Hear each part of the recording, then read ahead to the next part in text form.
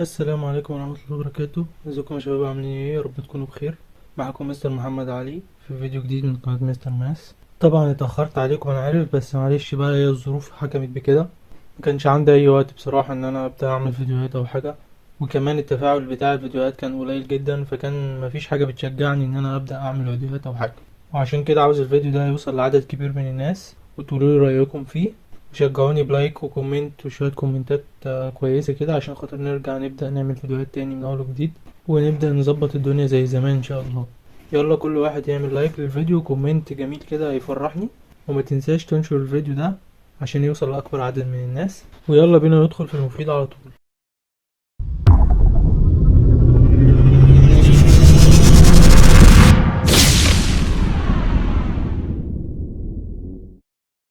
أهلا وسهلا بكم حبايبي طلاب الصف الأول الثانوي الفني، وحشتوني جدا جدا والله العظيم. طبعا زي ما انتوا عارفين الفيديوهات بتاعة الترم التاني مش كاملة، يا دوب انا لحقت اعمل 3 4 دروس كده، والباقي ما لحقتش اعمله. وللاسف عشان الامتحانات داخله علينا وكده، فمش هينفع ان انا اعمل فيديوهات شرح دلوقتي. فعلشان كده فكرت ان انا ابدا اعمل لكم فيديوهات مراجعه، علشان حتى يبدا ان احنا يبقى عندنا كلمتين 3 كده في دماغنا، نقدر ندخل بيهم الامتحان ان شاء الله ونعديه كويس. وعلشان كده انا عملت الفيديو ده. وزي ما انتم شايفين قدامكم كده، دول صفحتين فيهم جميع القوانين وجميع الدروس بتاعة الترم التاني، جميع الحاجات المهمة اللي موجودة في الترم التاني كلها. وإن شاء الله هبدأ أكلمكم عن الدروس دي كلها مجمعة كده، وهظبطها إن شاء الله بشكل مفصل في لايف على التيك توك. فاللي عاوز يتابعني إن شاء الله وعاوز يتابع الحصة ولا الفيديو بتاع الشرح بتاع التيك توك كده، إن شاء الله أشرح فيه ولا هتكلم معاكم فيه عن الدروس كلها كده بالتفصيل، وهندردش مع بعض شوية في اللايف يعني. فكله ينزل على لينك التيك توك، هتلاقيه في الديسكريبشن تحت. انزل وادخل اعمل لي فولو على التيك توك، واستنى اليوم اللي انا هقولك فيه ان شاء الله هنعمل الفيديو ده، وهنعمل اللايف ده ان شاء الله في يوم تقريبا هيبقى يوم الجمعة اللي جاية، عشان نبقى كلنا فاضيين. والناس اللي هيبقى عندها امتحانات ان شاء الله بعدها تاني يوم او تالت يوم او في خلال الاسبوع اللي جاي يعني، تبقى مستعدة ان شاء الله للامتحان، وتقدر ان هي تدخل وتحل وتبقى فاهمة كويس. ده كده بالنسبة لصفحتين المراجعة دول. اما انا النهاردة ان شاء الله في الفيديو اللي احنا بنتكلم فيه ده، ناوي اشرح لكم طريقة حل الامتحان. وعلشان كده جبت لكم امتحان من السنة اللي فاتت، امتحان الترم التاني في السنة اللي فاتت. زي ما انتم شايفين كده، ده كان امتحان السنة اللي فاتت في محافظة القاهرة، في إدارة من الإدارات يعني. طبعا كل إدارة بيبقى ليه امتحان لوحدها، كل موجه وكل توجيه بيبقى ليه امتحان لوحده، والامتحان مش موحد. بس انا جايب لكم شكل الامتحان، فهبدأ اشرح لكم دلوقتي هنحل الامتحان ده ازاي. وان شاء الله يبقى عندي اكتر من 3 فيديوهات احل فيها 3 امتحانات، وبالتالي يبقى احنا كده يعتبر يعني رجعنا ان شاء الله على المنهج كله. ذاكر ال3 امتحانات اللي انا هشرحهم كويس، وتابع ال3 فيديوهات كويس، وحاول بعد ما انا اخلص شرح تاخدهم تاني وتاخد الاسئله تاني وتبدا تحلهم لوحدك تاني، عشان تتعود على طريقه الحل، وان شاء الله هتدخل الامتحان زي الفل. يلا نبدا مع بعض حل الامتحان. اول حاجه زي ما انتم شايفين كده في السؤال الاول، بيقول ايه؟ اذا كان جا 3 ه بيساوي جتا 2 ه، فان قياس زاويته بيساوي كام؟ موضوع جا 3 ه بيساوي جتا 2 ه، ده معناه ان هما الاتنين مالهم؟ هما الاتنين الزاويتين اللي هنا دول بيتمموا بعض. يعني لما يبقى الجا بيساوي جتا، معناها ان الزاويتين اللي موجودين هنا دول اللي هي 3 ه و2 ه، الاتنين دول بيتمموا بعض. يعني ايه بيتمموا بعض؟ يعني مجموعهم هما الاتنين ب90. يعني لو الجا ب50، جا 50 تساوي جتا 40. الاتنين لازم يبقوا متممين لبعض، بيتمموا بعض. اتفقنا على كده؟ جا 30 بيساوي جتا 60، جا 60 بيساوي جتا 30، وهكذا. اتفهمت الموضوع؟ طيب، يبقى معناه ان هما الاتنين لازم يبقوا 90، وبالتالي هنقوم واخدين التلاتة ه زائد 2 ه بتساوي 90. ده اللي احنا لسه قايلينه. تمام كده، بقت شكل معادلة عادي خالص. انا بعتبر ان اله دي زي البرتقال، معاك 3 برتقانات زائد برتقانتين، 3 ه زائد 2 ه بيساوي 5 ه. اتفقنا على كده؟ 5 ه بتساوي 90. تمام، احنا محتاجين نعرف اله.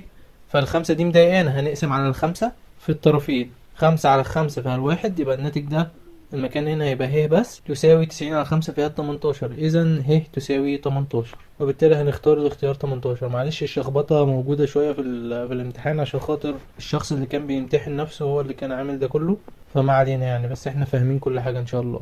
تمام، وهفهمكم لو في حاجة مش واضحة انا هفهمها لكم واوضحها لكم. ندخل في السؤال رقم 2. بيقول لنا ايه بقى؟ اذا كان 3 اس س ناقص 2 بيساوي 1. عاوزين نعرف السين بتساوي ايه.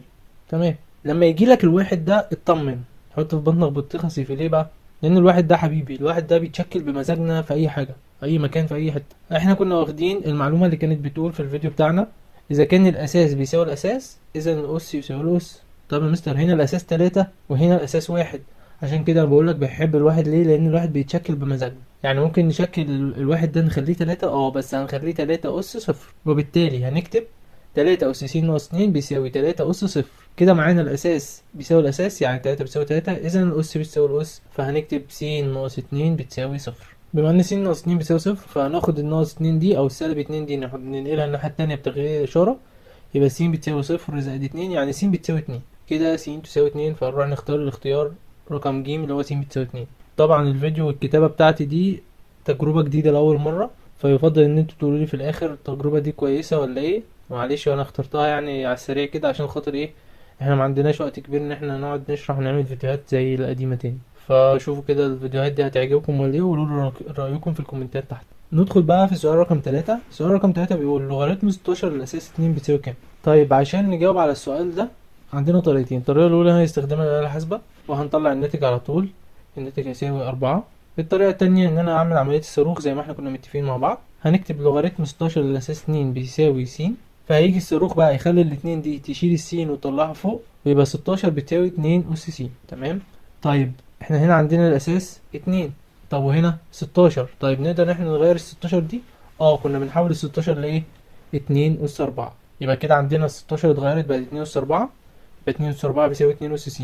وبالتالي كده الاساس يساوي الاساس، اذا الاس يساوي الاس، يعني الاربعة بتساوي س، يعني س بتساوي 4، وهو ده المطلوب اثباته. وهنختار الاختيار رقم 4 اللي هو رقم د اللي هو الاختيار 4 يعني. ندخل على السؤال رقم 4. مثلث طول قاعدته 8 سم وارتفاعه 4 سم، تكون مساحته كام؟ ده قانون بس كل المطلوب مننا ان احنا نحفظه، وبالتالي هنبدأ نجاوب عليه. مساحة المثلث تساوي نص طول القاعدة في الارتفاع، نص في القاعدة في الارتفاع، نص طول القاعدة في الارتفاع. اقعد تكرر فيها كده هتلاقي نفسك حفظتها كويس. طيب النص معروف رقم عادي، يبقى نص في طول القاعدة كام؟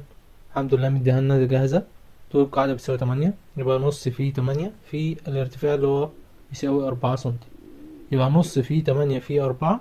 هتعملها على الآلة طبعا عندك، تعملها على الآلة هتلاقي الناتج يساوي 16، أو أنا هختصرها كده على السريع، على الاتنين فيها الواحد على الاتنين فيها الاتنين، 8 في 2 بيساوي 16، وعشان كده هروح اختار الاختيار اللي هو رقم ج اللي هي 16. ندخل على السؤال رقم 2 أو السؤال التاني اللي هو أكمل. عندنا 4 أسئلة في أكمل. أول سؤال بيقول مربع طول ضلعه 3 سنتي تكون مساحته كام؟ طبعا ده برضو قانون لازم نحفظه كويس، حفظناه هنلاقي الدنيا سهلة وهنبدأ نجاوب على طول. طيب مساحة المربع بتساوي طول الضلع في نفسه، طالما عندنا طول الضلع يبقى هنقول مساحة المربع يساوي طول الضلع في نفسه. طيب طول الضلع بيساوي كام؟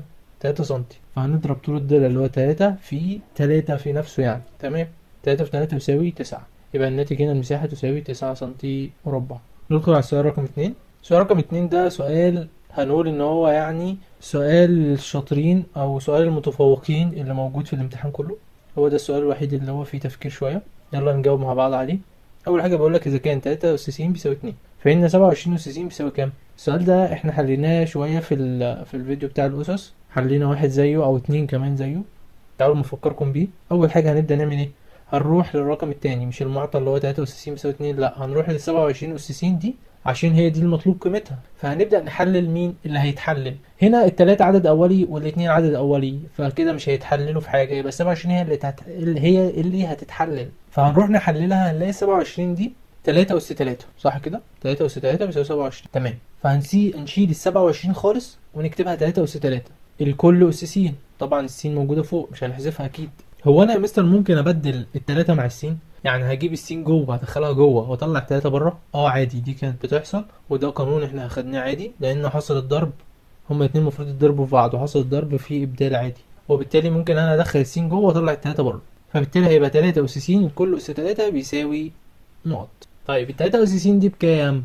احنا هو ده المعطى اللي هو مديهولنا بقى، 3 اس س دي بتساوي 2، فبالتالي احنا هنشيل كلمة 3 اس س دي هنشيلها خالص ونكتب مكانها 2، فاذا 3 أس س هنشيلها ونكتب مكانها 2، يعني هيبقى 2 أس 3. 2 أس 3 دي بكام؟ في ناس بتقول 2 أس 3 دي يعني نضرب 2 في 3، لا، 2 أس 3 معناها الاتنين مضروبة في نفسها 3 مرات، يعني الناتج هيساوي 8.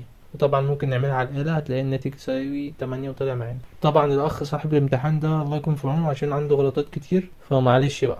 ندخل بقى على طول على السؤال رقم 3. السؤال بيقول الزاوية التي قياسها 315 تقع في الربع الكام؟ يلا ركز معايا كده. من اول زيرو، من اول صفر لعند التسعين، الزوايا من اول صفر لعند 90 تقع في الربع الاول. من اول 90 لعند ال 180 تقع في الربع التاني. من 180 ل 270 تقع في الربع التالت. ومن 270 ل 360 تقع في الربع الرابع. طيب الزاوية 315 دي احنا لسه قايلين في الربع الرابع، وبالتالي الزاوية دي تقع في الربع الرابع. ندخل على السؤال رقم 4.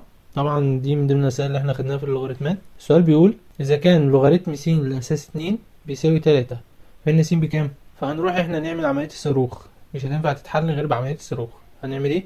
هنقول اللوغاريتم س للأساس 2 بيساوي 3، فهنخلي الاتنين هي الصاروخ ياخد التلاتة ويرفعها لفوق، نخليها في الأس، وبالتالي هيبقى س يساوي 2 أس 3. سهلة، 2 أس 3 يعني 2 مضروبة في نفسها 3 مرات، يبقى س يساوي 8. ندخل على السؤال التالت اللي هو بيتكون من 3 نقط أ وب وج. يلا ندخل على طول على أ نحل. بيقولك سؤال اثبت جا 90 بيساوي 2 جا 45 جاتا 45. طبعا أي سؤال اثبت هنا هنبدأ نعمل له طرفين، طرف أيمن وطرف أيسر. فهنقول أول حاجة الطرف الأيمن اللي هو جا 90. جا 90 هتعملها على الآلة بتاعتك، المفروض تبقى حافظهم يعني بس مش مهم، اعملها على الآلة بتاعتك هيطلع لك جا 90 بيساوي 1. أي سؤال أثبت هتعمل فيه اللي أنا بقولك عليه ده، طرف أيمن وطرف أيسر. فاحنا دلوقتي قلنا جا 90 بيساوي 1، تمام. نيجي على الطرف الأيسر. الطرف الأيسر هنكتب الطرف الأيسر يساوي 2 جا 45 جاتا 45.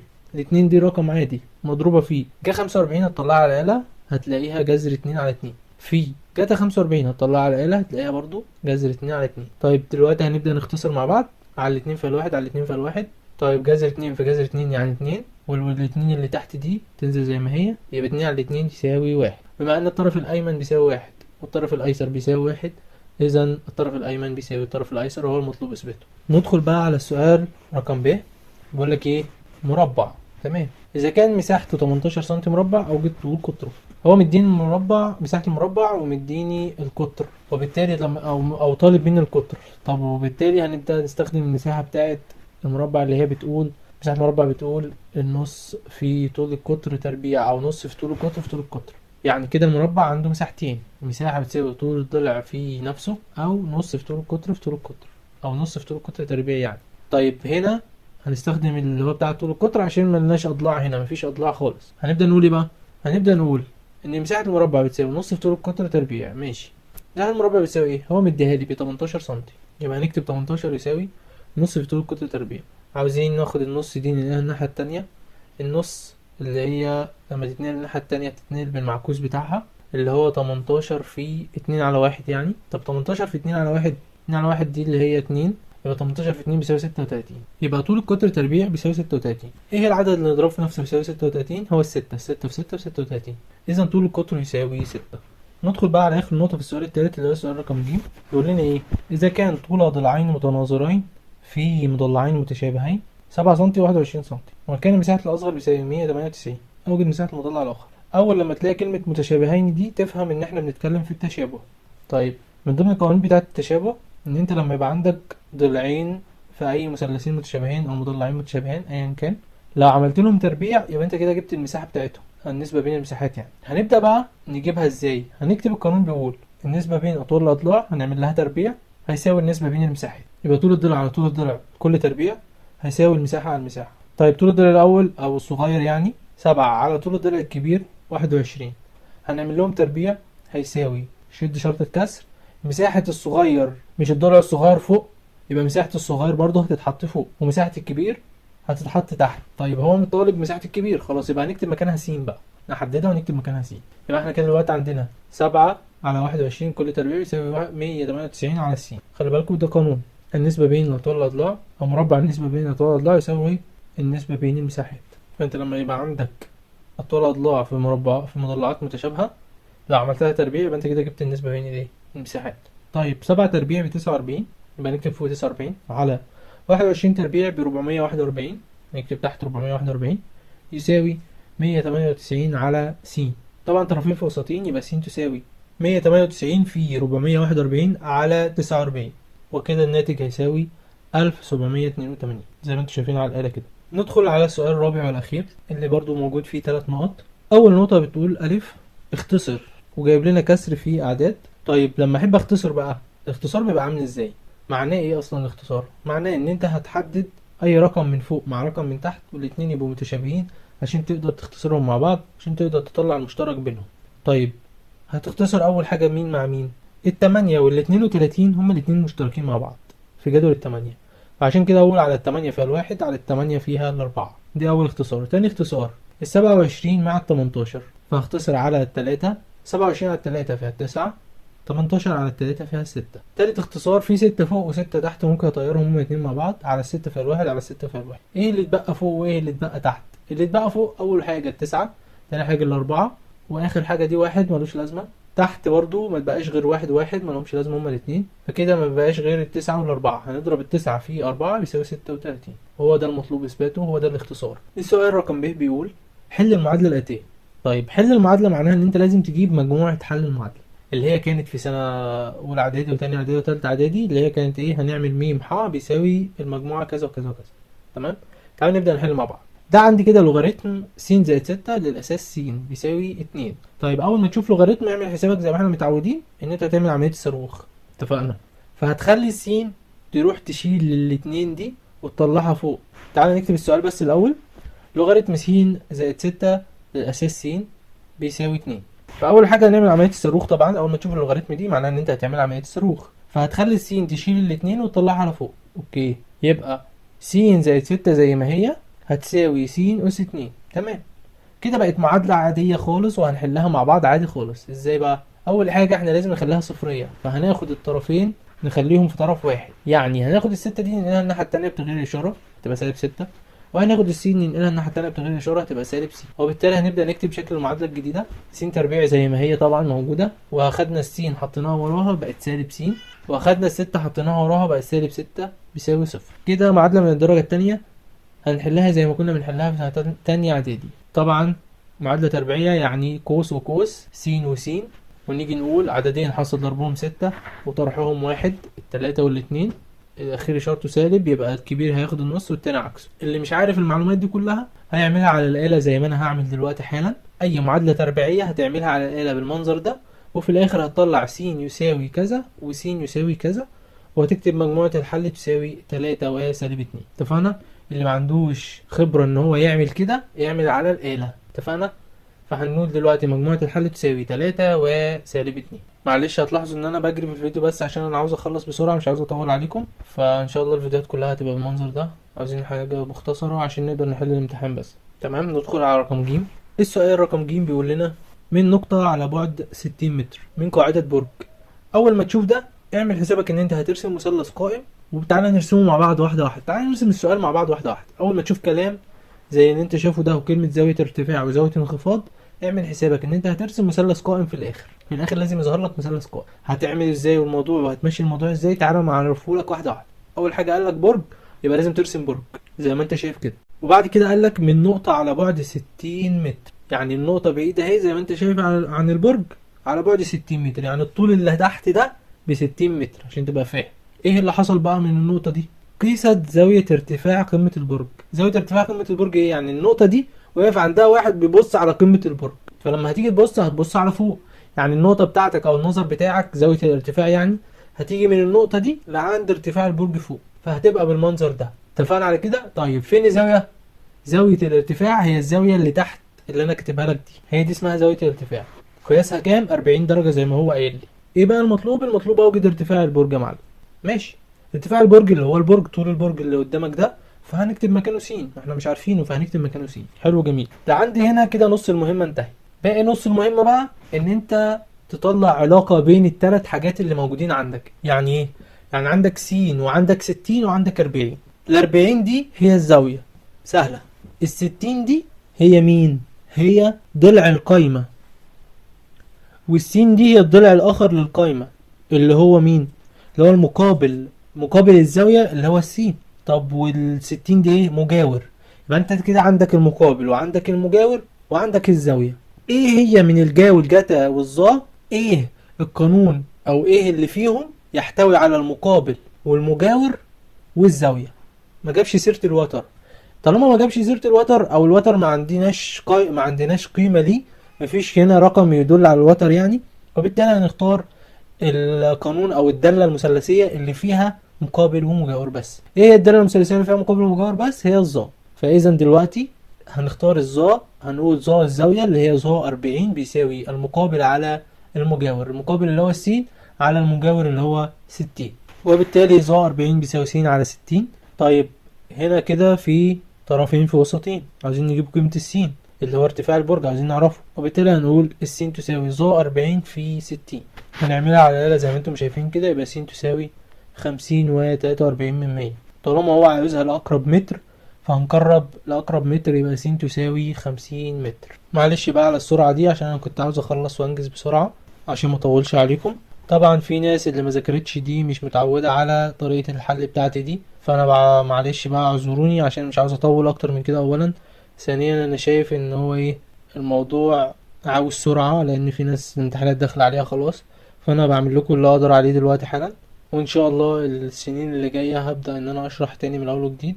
فمعلش بقى سامحوني على الجودة اللي موجودة دلوقتي دي وعلى السرعة بتاعة الفيديوهات، بس حاولوا بقى إيه تفهموا أي حاجة كده وتدخلوا بيها الامتحانات إن شاء الله، وربنا يوفقكم. ما تنسوش بقى اللايك والكومنت الحلو عشان نقدر ان احنا نعمل كمان فيديوهين 3 فيها امتحانات.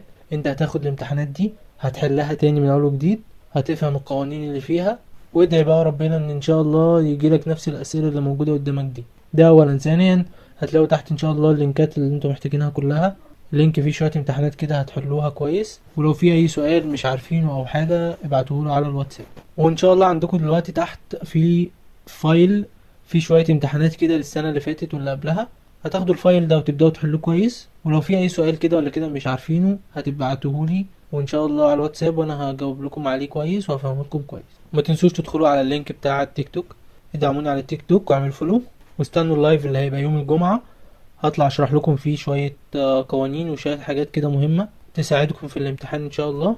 يلا مش عاوز اطول عليكم اكتر من كده، بالتوفيق ان شاء الله في امتحاناتكم اللي جايه، كل سنه وانتم طيبين، استنوني في الفيديو اللي جاي ان شاء الله. السلام عليكم ورحمه الله وبركاته.